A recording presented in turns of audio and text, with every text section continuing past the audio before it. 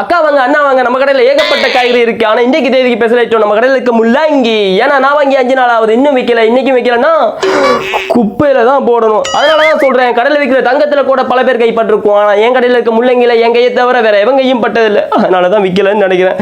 வாங்க வாங்க வாங்க, இதுதான் முள்ளங்கி. ஐயரா பொறுக்கி.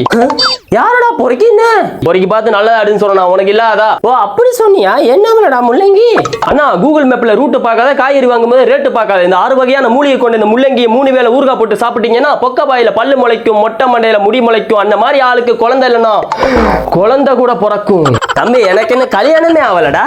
ஆனா மட்டும் இவருக்கு பிறந்துட போகுது. வாங்கலாம் தான். அண்ணா எடுத்துட்டு போய் சாப்பிட்டு பாருண்ணா, வீட்டுக்கு ஜென்மத்துல போக மாட்டேன் வாட்டுக்கு. தம்பி சொல்றேன் கேளுங்க, உசுரோட வாழுங்க. வாங்க வாங்க வாங்க. ஏண்டா முருங்கைக்காய் இல்லையாடா?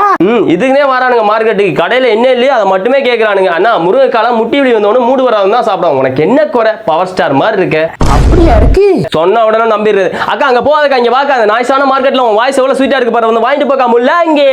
டேய் தம்பி, என்னடா போடா, உன் கடையில ஒண்ணுமே வாங்க மாட்டேன். போடா போ, என் முள்ளங்கி வேணான்ற. உனக்கு 30 வருஷம் கல்யாணம் நடக்கா, குழந்தையும் பிறக்கா. இது என் சாபம். என்னது கல்யாணம் ஆகாதா? என்னடா சாபம் விடுற? ஆமா இவ்வளவு நேரம் பார்த்தல, அப்போ வாங்கிட்டு போ. தாடா, அவ்வளவு முள்ளங்கியும் தாடா. இந்த கொண்டு போ, சமைச்சு பார், சாப்பிட்டு பார். 5 நாள் முள்ளங்கி அவதார் மண்டேன்னு கட்டிட்டேன்.